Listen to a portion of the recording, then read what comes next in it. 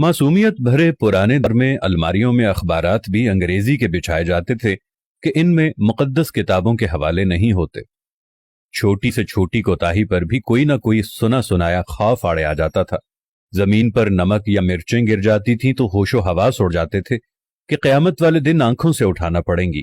गदागरों को पूरा मोहल्ला जानता था और घरों में उनके लिए खुसूसी तौर पर खुले पैसे रखे जाते थे। मोहल्ले का डॉक्टर एक ही सिरिंज से एक दिन में 50 मरीजों को टीके लगाता था, लेकिन मजाल है किसी को कोई इन्फेक्शन हो जाए। यरकान या शदीद सरदर्द की सूरत में मौलवी साहिब माथे पर हाथ रखकर दम कर दिया करते थे और बंदे भले चंगे हो जाते थे। घरों में खत आते थे और जो लोग पढ़ना नहीं जानते थे वो डाकिये से खत पढ़वाते थे। डाकिया तो गोया घर का एक फर्द शुमार होता था।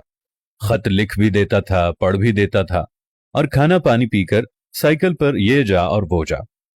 इम्तिहानात का नतीजा आना होता था तो नस्रुम मिनल्लाहि व फतहुन करीब पढ़कर घर से निकलते थे और खुशी खुशी पास होकर आ जाते थे। ये वो दौर था जब लोग किसी की बात समझकर ओके नहीं ठीक है कहा करते थे। मौत वाले घर में सब महल्लेदार सच्चे दिल से रोते थे और खुशी वाले घर में हकीकी कहकहे लगाते थे। हर हमसाया अपने घर से सालन की प्लेट साथ वालों को भेजता था और उधर से भी प्लेट खाली नहीं आती थी। मीठे की 3 ही अक़साम थी, हलवा, जर्दा चावल और खीर। आइसक्रीम दुकानों से नहीं, लकड़ी की बनी रेड़ी से मिलती थी जो म्यूजिक नहीं बजाती थी। गली गली में साइकिल के मैकेनिक मौजूद थे। जहां कोई ना कोई महल्लेदार कमीज का कोना मुंह में दबाए पंप से साइकिल में हवा भरता नजर आता था।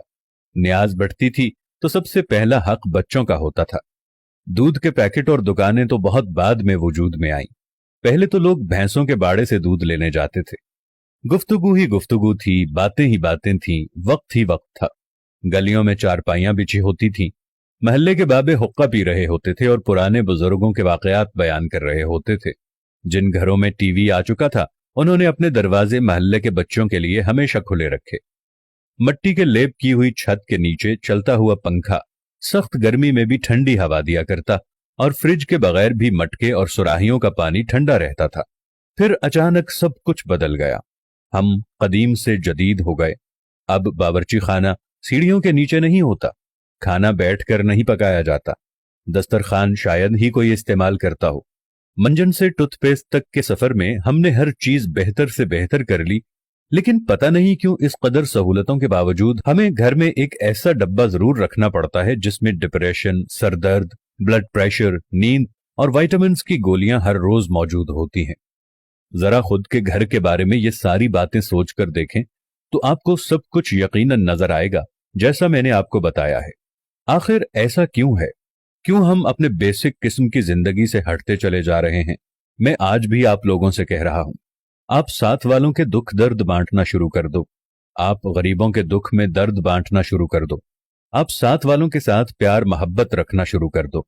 थोड़ी सी माजी की जिंदगी को दोबारा अपनाना शुरू कर दो। मट्टी के बर्तन में खाना खाना शुरू कर दो। दुनिया जहां की नेमतों से दूर हट जाओ। ओवन और फ्रिज को इस्तेमाल करना छोड़ दो। प्रेशर कुकर को इस्तेमाल करना छोड़ दो। अपनी जिंदगी को सादगी की तरफ ले जाओ तो आपके घरों में रखा हुआ ये दवाइयों का डब्बा भी पहले की तरह यहां से गायब हो जाएगा। खुदावंद से दुआ है कि देखने वालों को सेहत कामिला और आजिला अता फरमाए। आमीन सुम्मा आमीन या रब्बल आलमीन।